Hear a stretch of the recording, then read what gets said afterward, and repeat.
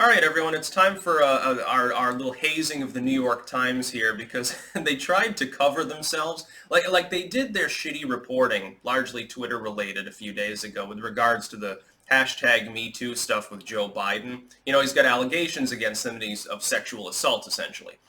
Now, in their initial reporting, this is their tweet storm, and I linked it at the time, it insinuated that Joe Biden does actually conform to having done a bad thing. It conforms to the belief that Joe Biden actually does these things. Essentially, the insinuation was, well, we didn't find any larger pattern of behavior, in their investigation of Joe Biden beyond kissing and touching people and making them feel uncomfortable. The problem is that kissing and touching people against their will or without their consent in a way that makes them feel uncomfortable is literally the hashtag MeToo definition of sexual assault. The New York Times, unfortunately, opened a can of worms, and you saw they retracted like 12 hours later, like, oh yeah, but by the way, we've deleted some of these tweets and reissued this and reworded it because, we did it wrong. Yeah, the Biden camp, I guarantee fucking were ringing all of the phones in the New York Times offices all around the world at the same time. I guarantee they were hopping mad because it makes Joe Biden look like a rapist, essentially. Here he is, he's trying to get the far left to vote for him. The far left overlaps heavily with the hashtag MeToo crap. And the New York Times, of all groups, has accidentally insinuated that actually the allegations comport to reality, that this individual was kissed and touched in a manner she felt was inappropriate. Now, is touching somebody's shoulder rape? No, of course not. Is kissing someone and they feel uncomfortable about it without telling you, back off, fuck off, is that rape? No. But with the hashtag MeToo crowd, there's no attempt to differentiate those. I've seen people argue that fundamentally they're all exactly the same. So now the New York Times was running damage control because, again, they had to partially retract, reword their tweets and stuff, issue an apology to poor Joe Biden. We didn't mean to make your life difficult by insinuating that actually these allegations are probably fucking true. We didn't mean to do that. We didn't mean to insinuate that the Democratic nominee is actually more piggish than Donald Trump, which would be a real goddamn bad thing for his election chances. So they decide to go further, and then they link in the description here, Byron York talking about it.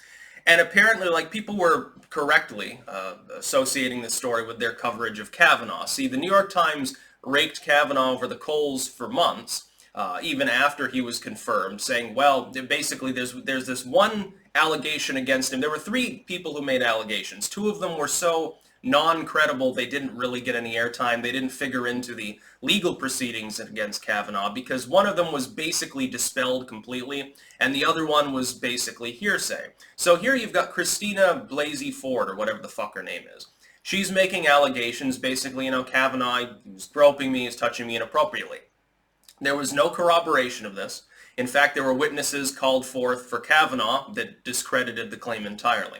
You've got a similar threshold, therefore, of evidence. The New York Times accidentally claims that there's more evidence for the claims against Joe Biden, probably because we've got hundreds of pictures and pieces of footage of him doing exactly what he's claimed to have done, namely kissing and touching people in a way that clearly makes them uncomfortable. Whether they're young or old, it doesn't really seem to matter. As long as they're female, as long as there's no Y chromosome involved, and on a few occasions, sometimes then as well. It's very funny to see the gaslighting of the left. They'll show you pictures of Trump kissing babies like a normal politician, and somehow this is similar to Joe Biden's hand getting a little bit too dangerously close to the no-no zone of about a 5-year-old girl. I don't think these two things are comparable. I think that they're dissimilar. By the way, the babies that Trump was kissing, they're just looking off into the distance. They're certainly not looking very uncomfortable about it. I guess it makes Trump's adversaries more uncomfortable than anything else because optically, he's in a totally different time zone than Joe Biden. A much superior one, by the way. So they say, in response to claims of this being similar to Kavanaugh in the claim department, but looking at the differential coverage, because the New York Times rakes Kavanaugh over the coals for weeks and weeks, says he shouldn't be confirmed, he shouldn't be in politics, he should be in a cell, basically. With Joe Biden, you've got similar claims that they themselves label as ultimately, they insinuate, are more credible. And yet they give him a pass and say, it's no big deal, we found no pattern of behavior, basically yawn, go home. The fact that there was so much of a differential in their coverage forced them to respond. Again, they said, well, Brett Kavanaugh was sort of already in the public forum and discourse at the time. It's different. How is Joe Biden not in the public forum? How is this not public discourse? The only reason why America is not currently paying attention to the fact that the Dem nominee is probably a hashtag #MeToo victim in waiting, the only reason that people aren't currently talking about it is because the New York Times won't report on it. The legacy media won't report on it. If they do this. They softball him. They insinuate that there's nothing wrong. And so the soccer mom crowd that is the most easily whipped up, and they still watch CNN and read the New York Times because they're goddamn ignorant, they don't know that this is even happening.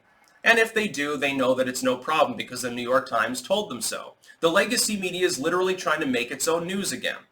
I don't see this aging very well. People are starting to look past it. If you're getting your news, your analysis from the independent media, it's 99% anti-Biden at the point on this particular point. I will point out this. I don't think Biden rapes people and does things that are unconscionable. But his interactions with females clearly over time, we've got pictures and videos of them being blatantly inappropriate. If you were to act that way, eventually the cops would come calling. They'd say, leave her alone, stop, schmoozing with people, it's not right. If Joe Biden had an R after his name, would the New York Times be covering it the way that they are? No, they would do what they did to Kavanaugh and rake him over the coals. And then the New York Times' own response to its initial response is even more tone-deaf and insane than the initial story that they had to in turn retract. They should probably just stop talking about it altogether. Look, just do what you're good at and lie by omission and pretend that there is no story, no allegation against Biden. Because every time you respond to it, you make yourself look terrible. You look worse than Joe Biden in the whole thing. Joe Biden comes out smelling like a rose when he gets compared to the New York Times and their stupidity. That's about all. Peace out.